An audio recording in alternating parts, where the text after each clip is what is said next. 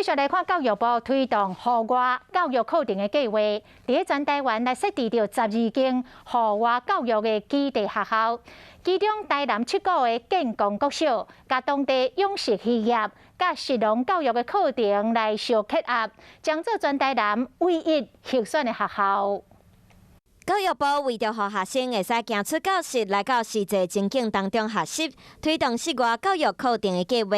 透过各校在地课程，让学生会使来到这个所在，熟悉台湾无同的风貌。所以在这几年刚好配搭了向山与向海致敬的部分，部里面其实希望能够在户外教育这边有一个所谓的基地学校，透过他们的这样的一个课程研发、教材设计跟教师公备，以及甚至是提供我们一些经费，然后让他们能够去找一些外部的资源跟专家学者来让他们做这样的一个课程研发。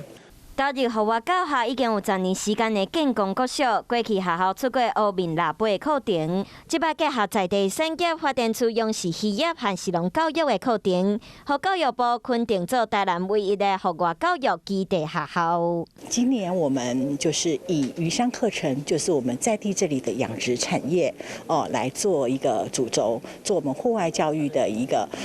基地。 透过基地学校的设置，发展出适合每一间学校的课程，嘛有学生会使更较熟悉生活的这片土地。